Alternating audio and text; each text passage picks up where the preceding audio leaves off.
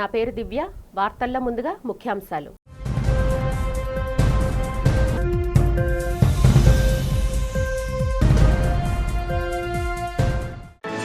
మంగళగిరిలో కన్నుల పండుగగా జరిగిన మన ఇల్లు మన లోకేష్ కార్యక్రమం. ఇచ్చిన మాటకు కట్టుబడి స్థానిక ప్రజలకు శాశ్వత గృహ పట్టాలు అందజేసిన మంత్రి నారా లోకేష్.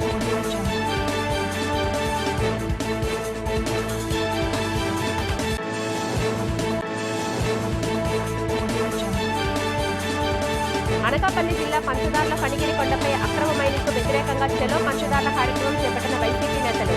వందలాదిగా తరలివచ్చిన కూటమి నేతల అక్రమ మైనింగ్పై మండిపడ్డ వైసీపీ శ్రేణులు.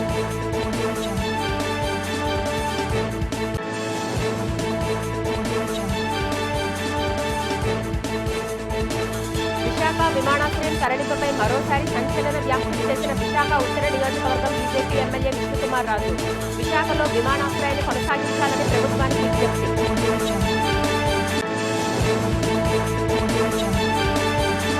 ఎన్టీఆర్ జిల్లా విసన్నపేట గిరిజన సంక్షేమ గురుకుల బాలికల పాఠశాలను సందర్శించిన మంత్రి గుమ్మడి సంధ్యారాణి. కూటమి ప్రభుత్వం గిరిజన మౌలిక వసతులకు పెద్దపీట వేస్తుందని వెల్లడి. మంగళగిరి నియోజకవర్గాన్ని దేశంలోనే ఆదర్శంగా తీర్చిదిద్దడమే తన ప్రధాన ధ్యేయమని రాష్ట్ర విద్యా, ఐటీ, ఎలక్ట్రానిక్స్ శాఖల మంత్రి నారా లోకేష్ స్పష్టం చేశారు. మంగళగిరిలో మన ఇల్లు మన లోకేష్ కార్యక్రమంలో భాగంగా సీకే కన్వెన్షన్ సెంటర్లో ఏర్పాటు చేసిన సభలో మంగళగిరి, తాడేపల్లి మండలాలకు చెందిన పేదలకు ఆయన శాశ్వత గృహపట్టాలను పంపిణీ చేశారు. ఈ సందర్భంగా మంత్రి మాట్లాడుతూ, గత ఎన్నికల్లో మంగళగిరి ప్రజలు అందించిన చారిత్రాత్మక మెజారిటీయే తనను ముందుకు నడిపిస్తుందన్నారు. ఎన్నికల సమయంలో ఇచ్చిన హామీ మేరకు బట్టలు పెట్టి పట్టాలు పంపిణీ చేసే బృహత్తర కార్యక్రమానికి శ్రీకారం చుట్టానని తెలిపారు. దశాబ్దాలుగా భయాందోళనల మధ్య గడుపుతున్న పేదలకు భూములపై శాశ్వత హక్కులు కల్పిస్తూ సుమారు 1000 కోట్ల రూపాయల విలువైన భూములకు సంబంధించిన 3000 మందికి లబ్ధి చేకూర్చామన్నారు. రాష్ట్రంలో ప్రధాని నరేంద్ర మోదీ, ముఖ్యమంత్రి నారా చంద్రబాబు నాయుడు, ఉప ముఖ్యమంత్రి పవన్ కళ్యాణ్ నేతృత్వంలోని కూటమి ప్రభుత్వం సంక్షేమం, అభివృద్ధిని జోడెడ్ల బండిలా ముందుకు తీసుకువెళ్తుందని చెప్పారు. ఓడిపోయిన రోజు బాధ, ఆవేదన నాకు కలిగింది.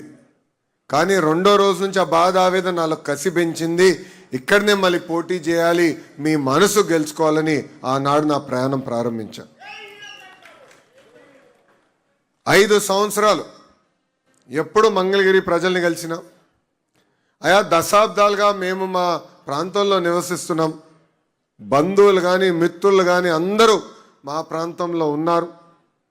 రూపాయి జమ చేర్చి ఈరోజు ఇల్లు కట్టుకున్నాం. ఎవరో అపోవాలేస్తున్నారు, ఇక్కడ ఉండేదానికి లేదంటున్నారు, రేపు మా భూమి లాగేసుకుంటున్నా అంటున్నారు. మీరు మా భూమికి శాశ్వత హక్కు కల్పించండి అని మీరు అడుగుతూ వచ్చారు. ఆ రోజు నేను మీ అందరికి ఒకటే చెప్పా, ఒకేసారి అందరు భూముల్ని నేను రెగ్యులరైజ్ చేయలేను. ఎందుకంటే కొన్ని అటవీ శాఖ కింద ఉంటాయి, కొన్ని కొండ పోరంబోకని ఉంటాయి, అనేక క్లాసిఫికేషన్స్ కింద ఉంటాయి. కానీ తప్పనిసరిగా ఇచ్చిన హామీ 5 సంవత్సరాలు నేను నిలబెట్టుకుంటా అన్నాను. ఈరోజు రెండో విడత కింద 3000 కుటుంబాలకి శాశ్వత భూ హక్కు కల్పిస్తున్నాం.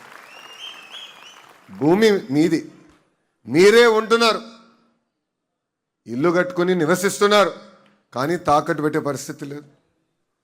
భయంతో మీరు బతికారు. ఎవరో వస్తారంట, ఎవరో బీకేస్తారంటనా దశాబ్దాలుగా ఒక భయంలో మీరు బతికారు. ఈరోజు ఆ భయం అనేది పోతుంది. అది మీకు శాశ్వత హక్కు ఆ భూమి పైన ఈరోజు కూటమి ప్రభుత్వం మీకు కల్పిస్తుంది. అనకాపల్లి జిల్లా రాంబిల్లి మండలం పంచదార్ల గ్రామంలోని ఫణిగిరి కొండపై కూటమి నేతలు సాగిస్తున్న అక్రమ మైనింగ్కు నిరసనగా వైఎస్ఆర్సీపీ ఆధ్వర్యంలో చెలో పంచదార్ల పేరుతో భారీ నిరసన కార్యక్రమం నిర్వహించారు.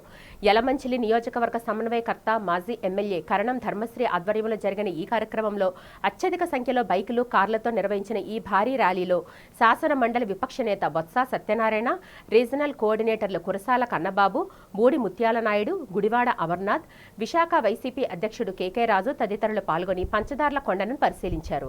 ఈ సందర్భంగా బొత్స సత్యనారాయణ, ఇతర నాయకులు మాట్లాడుతూ పంచదార్ల కొండను అక్రమంగా దోపిడీ చేస్తున్నారని, ప్రజా ఉద్యమంగా మారకముందే మైనింగ్ను నిలిపివేసేలా జిల్లా కలెక్టర్ తగిన చర్యలు తీసుకోవాలని డిమాండ్ చేశారు. ఎంపీ, ఎమ్మెల్యే స్థాయి వ్యక్తులే ఈ అక్రమ తవ్వకాలకు పాల్పడుతున్నారని ఆరోపించారు. రేపటి ఉదయానికి కొండపై మైనింగ్ వాహనాలు కనిపిస్తే నడి రోడ్డుపై ధర్నాకు దిగుతామని హెచ్చరించారు. ఈ అక్రమ మైనింగ్ను వెంటనే ఆపకపోతే పోరాటాన్ని మరింత తీవ్రతరం చేస్తామని స్పష్టం చేశారు. మీటింగ్ జరిగితే అన్నయ్య కలుపుకొని వస్తున్నారు. మంత్రులు శాసనసభ్యులు ఏదో కుట్ర జరిగిపోతుందా ఏంటి ఆ కుట్ర? మీ ప్రభుత్వం లేదా? మీరు చేత కాదా? చేతకాని ప్రభుత్వం ఇది. చేతకాని ప్రభుత్వం అయితే చెప్పండి ఆ కుట్ర ఏంటో. చేతకాని ప్రభుత్వం చేయండి. ఇంతకుముందు డిఆర్సీ నుంచి మేము వచ్చి చర్చించాము, ఆ కార్యక్రమాన్ని ఇక్కడ ఆహ్వానం చూసాము, కానీ జరగలేదు. కానీ ఇప్పుడు నో మనీ గోల్ కింద మనం చేయడానికి ప్రయత్నం చేస్తాము అని గంధాయి చెప్తున్నా. మీరు మొత్తంగా మీరు ప్రభుత్వమా? మీరు చేత అవుతుందా? చేతంటే ఇంతకుముందు డిఆర్సీ ఎందుకు జరగలేదు? ఎందుకు జరగలేదు? ఎందుకంటే ప్రభుత్వం చట్టం ఉంటే ప్రభుత్వంలో అధికారుల మీద పట్టుంటే నిజంగా నాయకులు వచ్చి చర్చించుంటే దోపిడీ అధికారులను ఉద్దేశించుకుంటే ఎందుకు జరగలేదు కార్యక్రమం?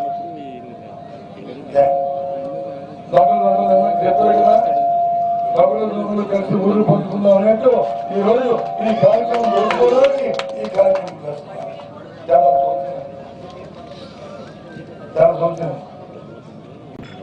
ఇందాక అమలు చెప్పినట్టు ఆ స్వామి ఎన్టీఆర్ జిల్లా విసన్నపేట మండలం కొండపర్వలోని గిరిజన సంక్షేమ గురుకుల బాలికల పాఠశాలను రాష్ట్ర గిరిజన సంక్షేమ శాఖ మంత్రి గుమ్మడి సంధ్యారాణి స్థానిక ఎమ్మెల్యే కొలికపూడి శ్రీనివాసరావుతో కలిసి ఆకస్మికంగా సందర్శించారు. ఈ సందర్భంగా విద్యార్థులతో కలిసి భోజనం చేసిన మంత్రి పాఠశాలల మౌలిక వసతులు, భోజన నాణ్యతను పరిశీలించారు. అనంతరం మీడియాతో మాట్లాడుతూ కూటమి ప్రభుత్వం అధికారంలోకి వచ్చాక గిరిజన సంక్షేమ శాఖ ద్వారా రోడ్లు, హాస్టళ్లు, మౌలిక వసతుల కోసం 2,500 కోట్లు కేటాయించామని తెలిపారు. రాష్ట్ర వ్యాప్తంగా సుమారు 2 లక్షల మంది విద్యార్థులకు నాణ్యమైన వసతులు కల్పిస్తున్నామని పేర్కొన్నారు. జీవో నంబర్ 3 అంశంపై సీఎం చంద్రబాబు నాయుడు సానుకూలంగా ఉన్నారని, గిరిజనుల హక్కుల పరిరక్షణకు ప్రభుత్వం కట్టుబడి ఉందని స్పష్టం చేశారు. ఈ విషయమే చర్చించేందుకు గిరిజన సంఘాలను ప్రభుత్వం చర్చలకు ఆహ్వానించిందని మంత్రి సంధ్యారాణి వెల్లడించారు.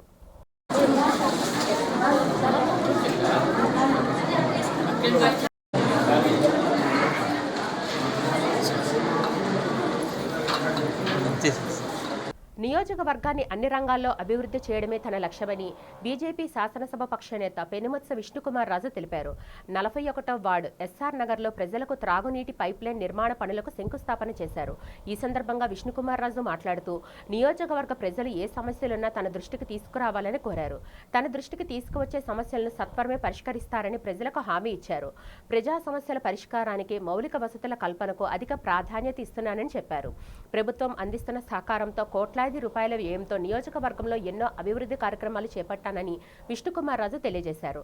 నియోజకవర్గ అభివృద్ధి విషయంలో రాజీ పడే ప్రసక్తి లేదని స్పష్టం చేశారు. ఈ కార్యక్రమంలో కూటమి నాయకులు, జీవీఎంసీ అధికారులు, స్థానిక ప్రజలు పాల్గొన్నారు. ఈరోజు సంతోష్ మాత కాలనీ పక్కన ఉన్న ASR Nagar AP TIDCO housing 280 flats కట్టడం జరిగింది ఏపీ టిడ్కో ద్వారా. దాంట్లో ఇదివరకు ఎవరైతే ఇక్కడ ఏఎస్ఆర్ నగర్లో నివసిస్తున్న వారు ఉన్నారో వారందరికీ కూడా ఇల్లు నిర్మాణం చెయ్యాలి అనే ఉద్దేశంతో నేను 2014-19 వరకు ఎమ్మెల్యేగా ఉన్నప్పుడు 480 ఇళ్లకి శంకుస్థాపన చేయటం జరిగింది. తర్వాత ప్రభుత్వం మారిన తర్వాత జగన్మోహన్ రెడ్డి గారి ప్రభుత్వంలో 480 ఇళ్ళకి బదులు కేవలము 280 ఇళ్ళు మాత్రమే ఇక్కడ నిర్మించడం జరిగింది.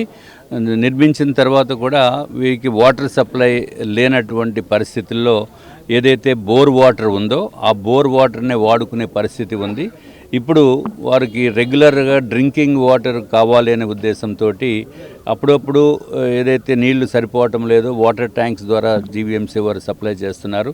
కానీ అది కాకుండా పర్మనెంట్గా ఇంకా వాటర్ ట్యాంక్స్ మీద ఆధారపడకుండా ఉండటం గురించి ఎప్పుడైతే రిప్రజెంటేషన్ పెట్టారో దానికి జీవీఎంసీ అధికారులు దానికి యాక్సెప్ట్ చేసి సుమారు 19,80,000 రూపాయలతోటి ఈ ఏఎస్ఆర్ నగర్కి 280 ఇళ్ళకి పర్మనెంట్గా రెగ్యులర్గా వాటర్ సప్లై వచ్చేటట్టు ఈరోజు శంకుస్థాపన చేయటం జరిగింది.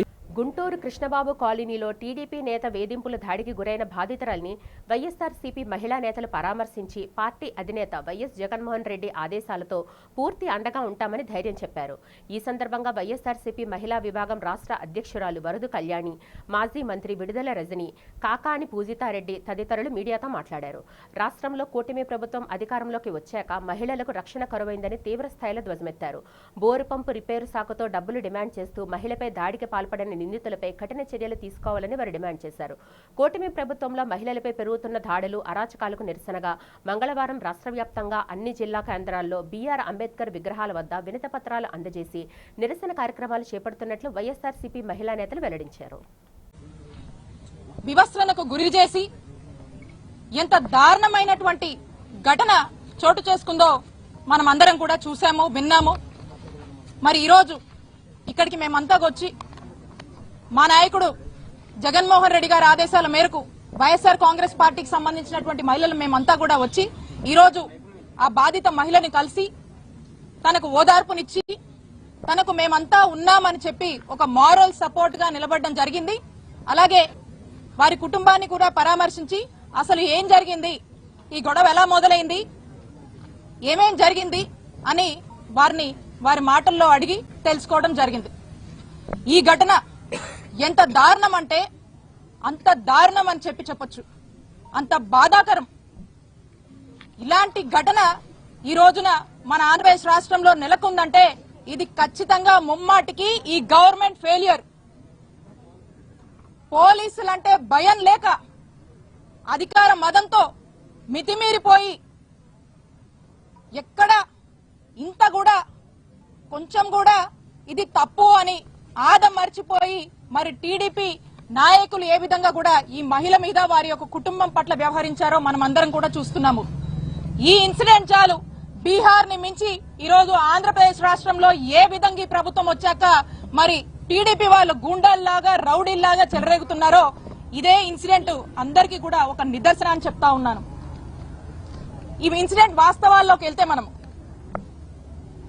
ఎవరైతే ఈ మహిళ ఉందో వారి యొక్క కుటుంబం వాళ్ళ ఇంటి ముందు బోరు రిపేర్ చేసుకుంటూ ఉంటే ఆ వార్డు సెక్రటరీ అయినటువంటి టీడీపీ నాయకుడు వచ్చి మీరు మీ ఇంటి ముందు బోర్ రిపేర్ చేస్తున్నారు అని చెప్పి మాకు మామూలు ఇవ్వాలి, 10,000 మాకు మామూలు ఇచ్చే మీ ఇంటి ముందు మీ బోర్ రిపేర్ చేసుకున్నాను డిమాండ్ చేశాడు. మా ఇంటి ముందు మేము మా బోరు రిపేర్ చేసుకుంటే నువ్వెవరయ్యా, నీకెందుకు ఇయ్యాలయ్యా అని చెప్పి అడిగినందుకు ఇంత దారుణమైనటువంటి పరిస్థితి రోజు నెలకొంది. అనకాపల్లి జిల్లా కలెక్టరేట్లో జిల్లా ఇన్ఛార్జ్ మంత్రి కొల్లు రవీంద్ర అధ్యక్షతన జిల్లా సమీక్షా కమిటీ సమావేశం జరిగింది. హోంమంత్రి వంగలపూడి అనిత, స్థానిక ఎమ్మెల్యేలు, కలెక్టర్ విజయకృష్ణన్ అధికారులతో కలిసి వివిధ సంక్షేమ అభివృద్ధి పనులపై మంత్రి సమీక్ష నిర్వహించారు. అనంతరం మంత్రి కొల్లు రవీంద్ర మీడియాతో మాట్లాడారు. జిల్లాలో మంజూరైన రోడ్ల పనులను రాబోయే 15 రోజుల్లో ప్రారంభించాలని, లేని పక్షంలో సంబంధిత కాంట్రాక్టర్లను బ్లాక్ లిస్టులో పెట్టాలని కఠిన ఆదేశాలు జారీ చేశామన్నారు.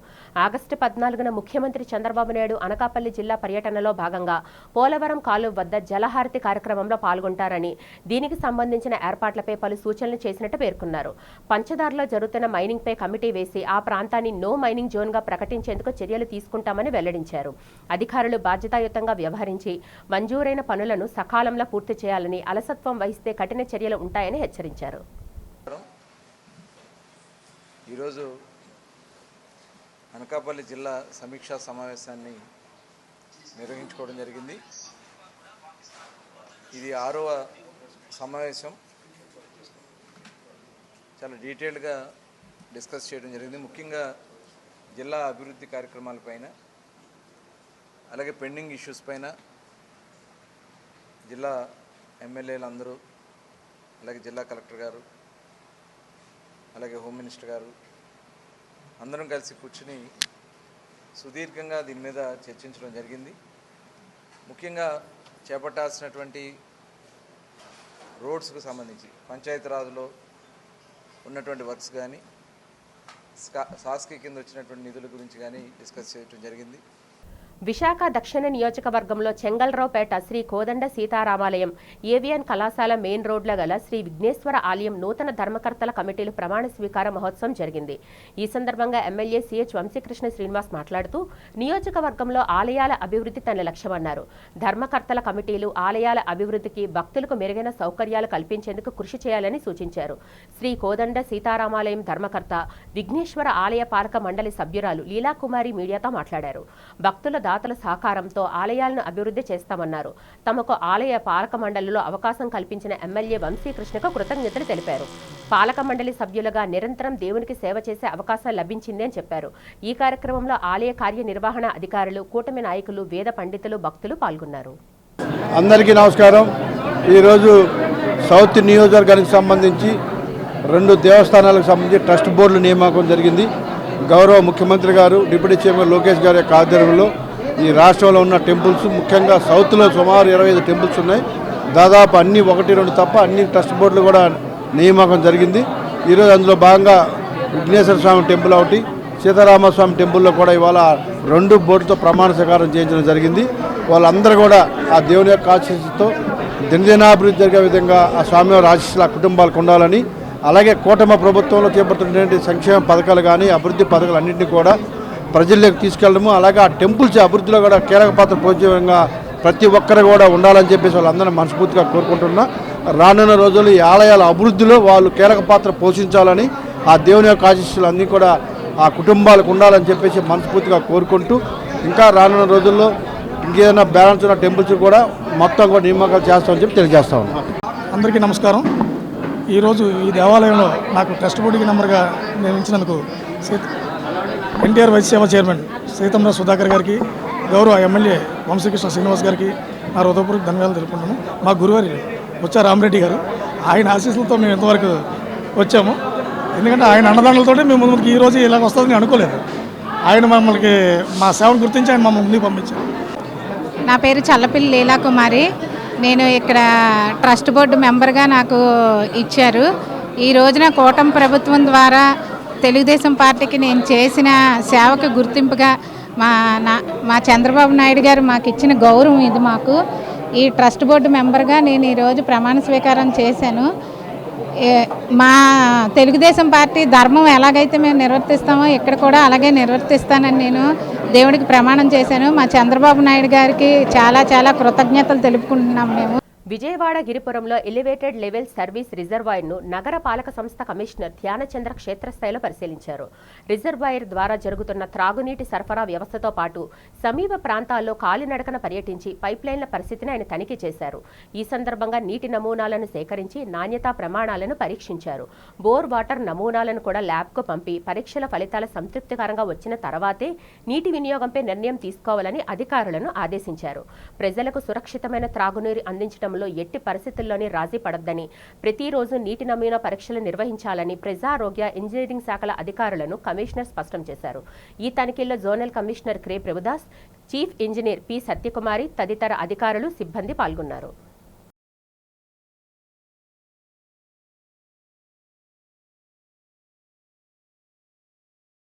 దేశంలోనే అన్ని రాజకీయ పార్టీలు మహిళలకు ఎన్నికల్లో సముచిత ప్రాధాన్యత ఇవ్వాలని బహుజన్ సమాజ్ పార్టీ నేతలు గౌతమ్ కుమార్, పెద్దాడ మహాలక్ష్మి డిమాండ్ చేశారు. బహుజన సమాజ్ పార్టీ ఉత్తరాంధ్ర జోన్ మహిళా సమావేశం నగరంలో పౌర గ్రంథాలయంలో జరిగింది. ఈ సందర్భంగా గౌతమ్ కుమార్, పెద్దాడ మహాలక్ష్మి మాట్లాడారు. అన్ని రాజకీయ పార్టీలు మహిళలకు 50% సీట్లను కేటాయించాలన్నారు. అన్ని పార్టీలు మహిళలను ఓటు బ్యాంకుగా వినియోగించుకుంటూ వారికి సముచిత ప్రాధాన్యత ఇవ్వడం లేదని విమర్శించారు. మహిళలు ఆర్థికంగా, రాజకీయంగా ఎదిగిన నాడే నవ సమాజ స్థాపన సాధ్యపడుతుందని గౌతమ్ కుమార్, మహాలక్ష్మి అన్నారు. తమకు తగిన ప్రాధాన్యత ఇవ్వని రాజకీయ పార్టీలకు మహిళలు ఎన్నికల్లో తగిన గుణపాఠం చెప్పాలని పిలుపునిచ్చారు. ఈ కార్యక్రమంలో బహుజన్ సమాజ్ పార్టీ నేతలు, బహుజన మహిళా ఫోర్స్ ప్రతినిధులు, కార్యకర్తలు పాల్గొన్నారు. ఈరోజు విశాఖపట్నం వేదికగా బహుజన్ సమాజ్ పార్టీకి అనుసంధానంగా ఉన్నటువంటి బహుజన మహిళా ఫోర్స్ BMF మీటింగ్ పెద్దాడ కనక మహాలక్ష్మి గారు, ఉత్తరాంధ్ర జోన్ BMF ఇన్ఛార్జ్, అదేవిధంగా ఆమె రాష్ట్ర మహిళా కన్వీనర్గా ఉన్నారు. ఆమె అధ్యక్షతన ఈ కార్యక్రమం జరుగుతూ ఉంది. ఆంధ్రప్రదేశ్ రాష్ట్రంలో మహిళా హక్కుల కోసం, మహిళా అభివృద్ధి కోసం ఆంధ్రప్రదేశ్ రాష్ట్ర వ్యాప్తంగా రాబోయే స్థానిక సంస్థల ఎన్నికలకు సంబంధించి పూర్తి స్థాయిలో మహిళలు అన్ని స్థానాల్లో బహుజన్ సమాజ్ పార్టీ నుండి పోటీ చేయడానికి, వారి యొక్క ఏదైతే ఇప్పుడున్నటువంటి సమస్యల అన్నిటిపైన పూర్తి స్థాయిలో బహుజన్ సమాజ్ పార్టీ వారికి అండగా నిలబడి వెన్నుండి నడిపించడానికి పార్టీ ముందుంటుంది. ఈ ఉద్దేశంతోనే ఈరోజు ఈ ఉత్తరాంధ్ర మహిళా సమావేశం ఏర్పాటు చేయడం జరిగింది. మహిళా సమావేశానికి వివిధ జిల్లాల నుండి, అన్ని జిల్లాలు, ఉత్తరాంధ్రకు సంబంధించిన అన్ని జిల్లాల నుండి మహిళా నాయకులు, కార్యకర్తలందరూ కూడా రావడం జరిగింది. చాలా సంతోషం. బహుజన సమాజ్ పార్టీ ఉత్తరాంధ్ర జిల్లాల మహిళా సమావేశం ఇక్కడ జరుగుతుంది. ఈ యొక్క సమావేశానికి ముఖ్య అతిథులుగా రాష్ట్ర అధ్యక్షులు గౌతమన్న గారు ఇక్కడ విచ్చేసి ఉన్నారు. అలాగే ఇక్కడ రాష్ట్ర నాయకులు అందరూ కూడా ఈ యొక్క విశాఖపట్నం జిల్లాకి వచ్చి మహిళలతో ముఖాముఖిగా మాట్లాడి బహుజన సమాజ్ పార్టీని అభివృద్ధి చేసే దిశగా వాళ్ళు ఇక్కడ సిద్ధంగా ఉన్నారు. అలాగే బహుజన సమాజ్ పార్టీ బహుజనులకి, బడుగు బలహీన పేద ప్రజలందరూ కూడా అండగా ఉంటుందని, రేపు రాబోయే తరాలు కూడా పిల్లలందరూ కూడా వాళ్ళ పిల్లలు బంగారు భవిష్యత్తుగా ఉండాలంటే బహుజన సమాజ్ పార్టీని గెలిపించుకోవాలని మహిళలందరూ కూడా మహిళా శక్తిగా తయారయ్యి ఈ యొక్క పార్టీ అభివృద్ధికి వాళ్ళందరూ కూడా సహకారం అందిస్తూ వాళ్ళ సహకారానికి మా రాష్ట్ర అధ్యక్షులు గారు ఎప్పుడు కూడా నిరంతరం అందుబాటులో ఉంటారని తెలియజేశారు. అలాగే ఈ యొక్క సమావేశానికి ఉత్తరాంధ్ర 6 జిల్లాల నుంచి అందరూ కూడా విచ్చేసి ఉన్నారు. వాళ్ళందరూ కూడా మహిళలందరూ కూడా పేరు పేరున జైభీములు.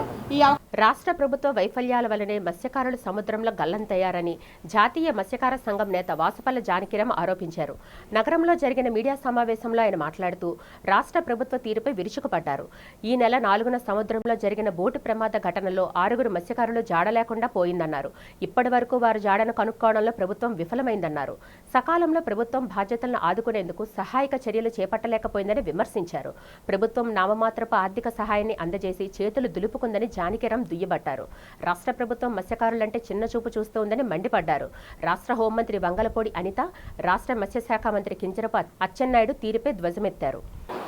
కొన్ని విషయాలు మీ అందరికీ తెలియజేయాలని మీడియా ముందుకి కుటుంబ సభ్యులతో సహా ఎవరైతే గల్లంతయ్యారో మత్స్యకారులు, వారు భార్యలు, కుటుంబ సభ్యులతో సహా ఈ మీడియా సమావేశం ఏర్పాటు చేయడం, అదేవిధంగా ఒకడు ఈ ప్రమాద ఘటనకి సంబంధించి ఏకైక సాక్షి, ఆ ప్రాణాలతో బతుకున్నటువంటి చిన్న ఇతని సమక్షంలోనే మీడియా ముఖంగా కొన్ని వాస్తవాలు తెలియజేయడానికి ఈ సమావేశం ఏర్పాటు చేయడం జరిగింది. దీంట్లో ప్రధానంగా ఈ రాష్ట్ర ప్రభుత్వం తాలూకా నిర్లక్ష్యం, ఈ మత్స్యకార కుటుంబాలని పట్టించుకోకపోవడం, ఇప్పటి వరకు కూడా మా మత్స్యకారుల తాలూకా ఆచూకీని కనుగొనలేకపోవటం, ఈ ప్రభుత్వం తాలూకా నిర్లక్ష్యాన్ని ఈ రాష్ట్ర ప్రజానీకానికి తెలియజేయడం కోసం అని చెప్పి ఈ కుటుంబాల తాలూకా ఆవేదన, వీళ్ళ తాలూకా బాధ అంతా కూడా బాహ్య ప్రపంచానికి తెలియజేయడం కోసం ఈ సమావేశం.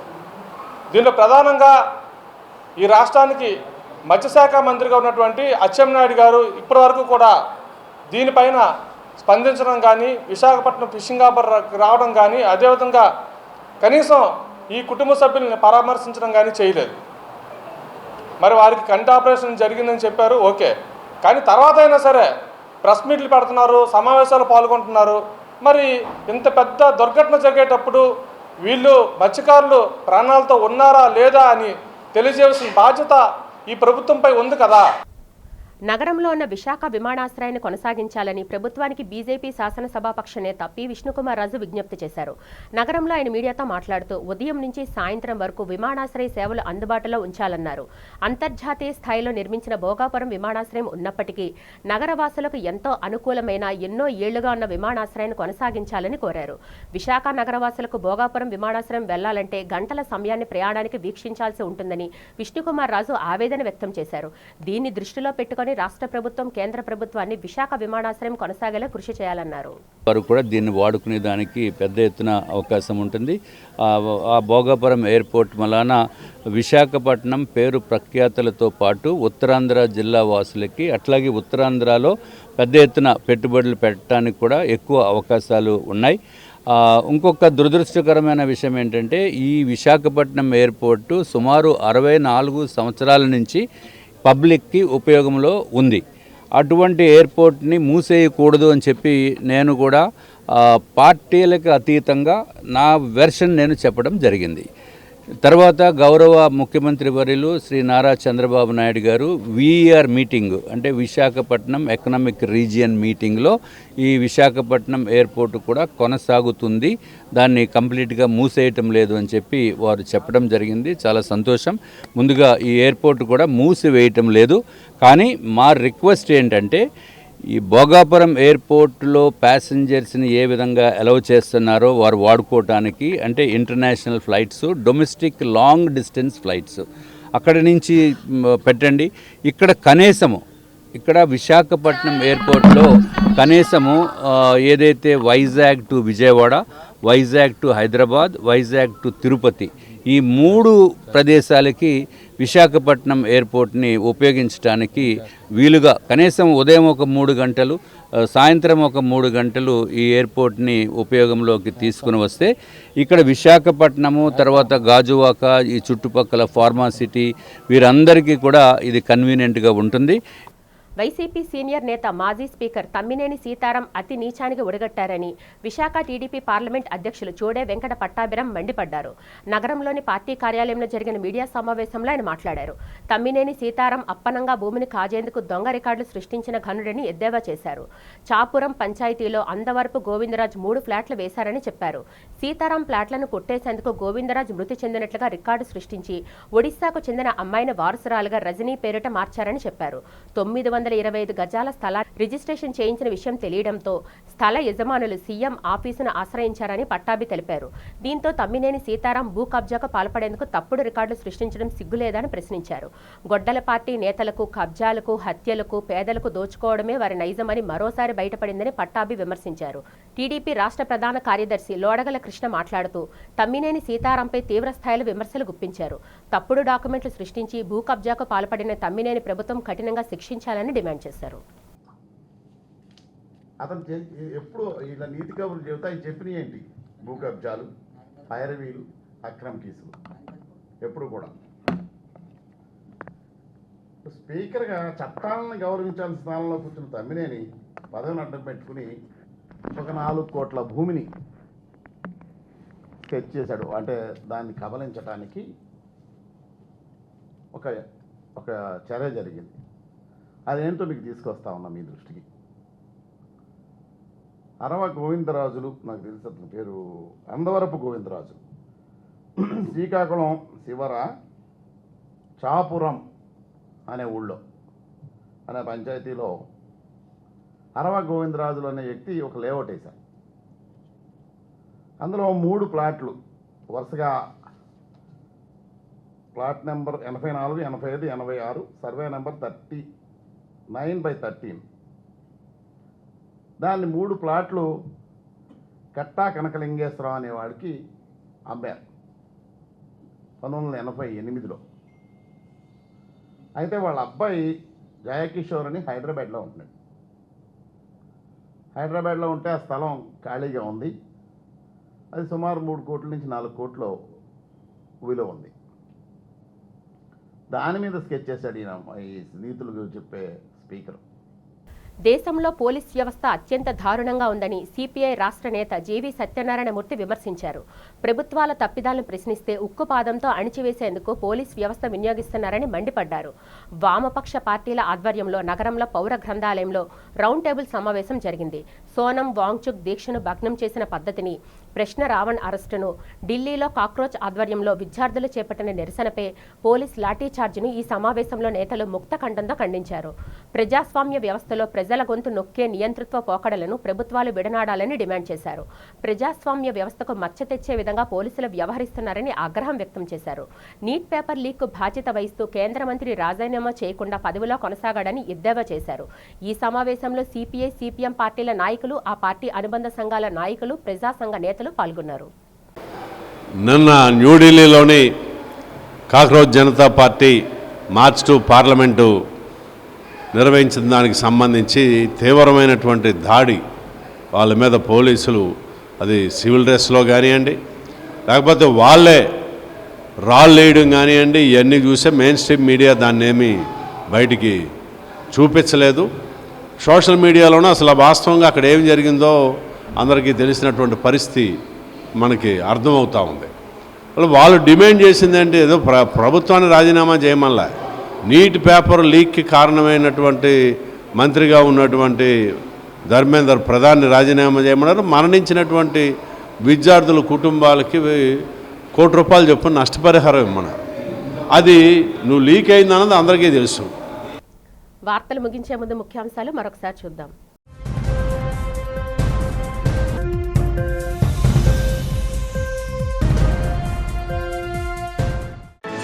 మంగళగిరిలో కన్నుల పండుగగా జరిగిన మన ఇల్లు మన లోకేష్ కార్యక్రమం. ఇచ్చిన మాటకు కట్టుబడి స్థానిక ప్రజలకు శాశ్వత గృహ పట్టాలు అందజేసిన మంత్రి నారా లోకేష్.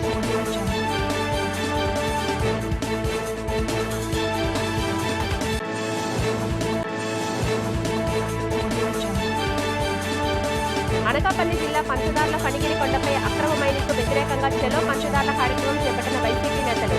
వందలాదిగా తరలి వచ్చిన కూటమి నేతల అక్రమ మైనింగ్పై మండిపడ్డ వైసీపీ శ్రేణులు.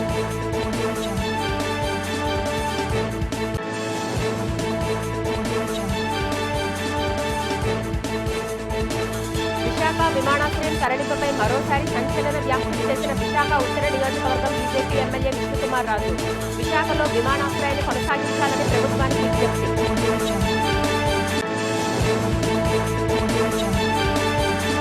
ఎన్టీఆర్ జిల్లా విసన్నపేట గిరిజన సంక్షేమ గురుకుల బాలికల పాఠశాలను సందర్శించిన మంత్రి గుమ్మడి సంధ్యారాణి. కూటమి ప్రభుత్వం గిరిజన మౌలిక వసతులకు పెద్దపీట వేసిందని వెల్లడి.